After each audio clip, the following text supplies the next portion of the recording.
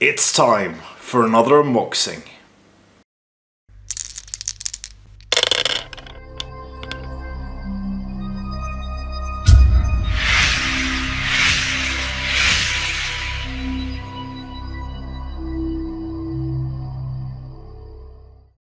Hello and welcome to yet another video here on the YouTube channel SDF Wargaming Studio. My name is Andreas Norwegian Viking and this is my unboxing of Elfhelm, Captain of Rohan. And this is a model I've been waiting for to get for quite some time now. And it is absolutely fantastic as it seems. I've had a peek on the back of the box and on the cover, and I'm not seeing it in the flesh yet, but as I can see here, it is a very nice sculpt. So we will unbox this now and you can decide for yourself if it's a worthy purchase for you or not, if this is something you would include in your army or not, and decide for yourself. So without further ado, let's take a look at the contents inside the box. And again, apologies for the messiness of the studio. Not everything is set up yet, but we will have it with you shortly. So let's take a look at the contents now. So welcome back to this unboxing of Elfhelm, Captain of Rohan, foot mounted for the Middle-earth miniatures line from Forge, produced by Games Workshop. So this model is very interesting to me. It's the first new Rohan model not already having a proper sculpt in either plastic or resin released in quite some time, and I do find it very interesting the ways they have handled the model and the aesthetics that Rohan has in itself. So as you can see, a wonderful depiction of the fully painted model on the front side, painted by Forge Studio Models painters, sorry. And inside we have a bunch of sprues, including, because it's such an extensive amount of models, we do have a assembly guide under this piece of paper. So let's have a look inside and see what we have. So I've already cheated, so I could dump all the contents onto my my white mat here. And let's pick a bit at random. Well, first of all, let's just get this out of the way. It's two bases, one for cavalry, one for infantry. Let's put them away.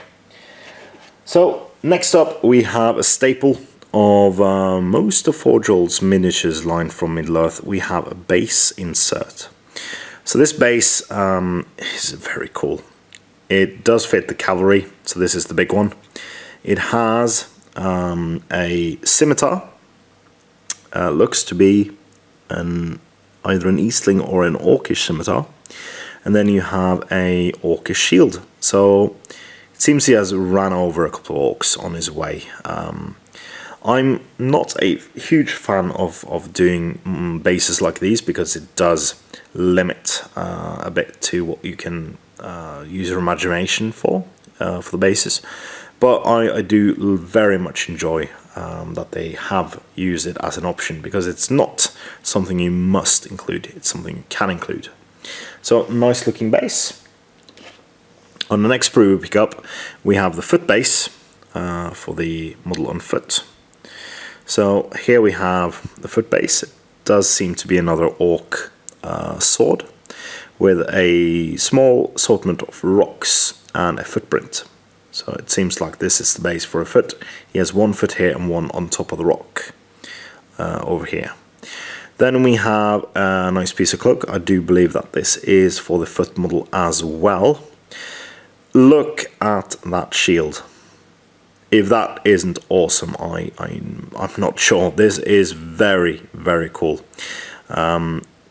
Very nice folds. I do like they have detailing on the opposite end as well. You can see pieces of the wood grain as well underneath the shield.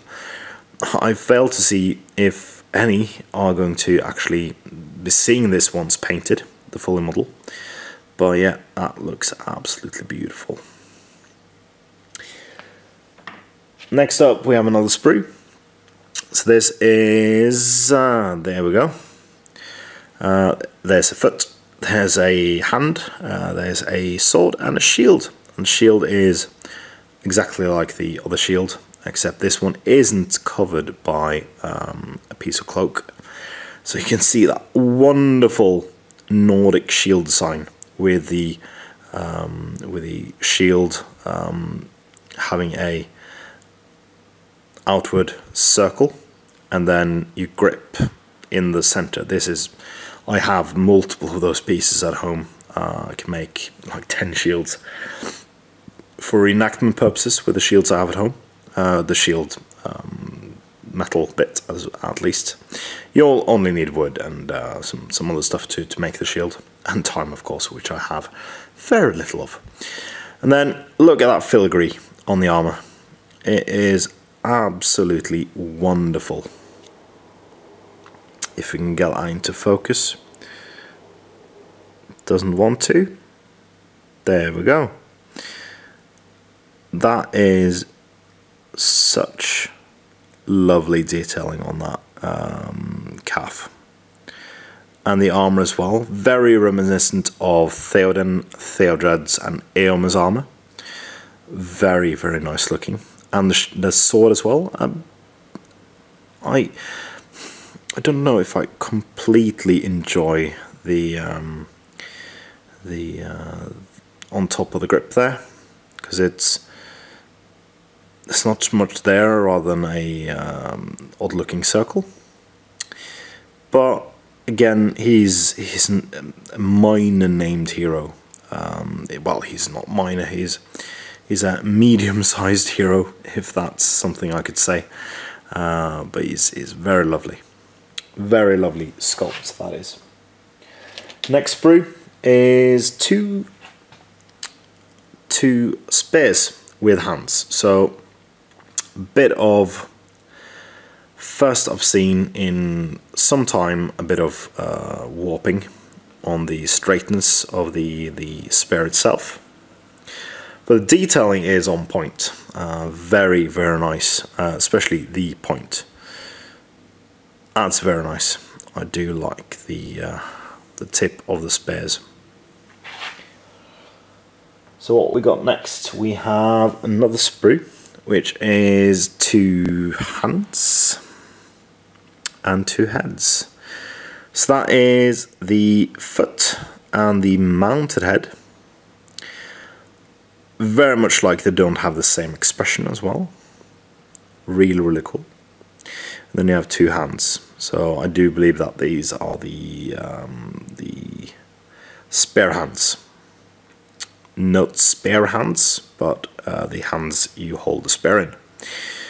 Again, the armor is very much on point, looking quite lovely. Even that chainmail, look at that chainmail just folding out. That's absolutely fantastic. Next sprue is bits on the horse. So I hate painting horses, that's a known fact, but I do very, very much enjoy the look of this horse. It is very natural. The muscles are very fluid. And you do have on this bit the leg, which attaches to the well, you couldn't really call it barding, but the cloth he has over. It's so good, such a good piece. And again with the armor detailing, very, very lovely. So we've only got 2 pieces left. Well, we got one here. This is a... oh, no. Oh, yeah, okay. So this tiny, tiny piece is a hand. And this is the hand holding the reins for the mounted model. First I thought this was the sword. But of course the mounted model does not have a sword at hand, he is holding the reins, which you can see down there as well. Which is nice. Then we have the foot model, the armor, because there's no bare skin on this one. And again, it is very, very nice. That chainmail looks so good. Yeah, the space to put everything, so I'm guessing the cloak goes here and then the pauldrons go on each side and the head goes up there as well, of course. But yeah, it is very, very nice looking. I do very much enjoy this. Might be, very, very much a might be, going up in my painting queue at some point. That does mean I have to paint like 100 horses for my Rohan army, but then again, why not? So this is the rest. Again, a very, very natural looking horse. Very, very nice chainmail.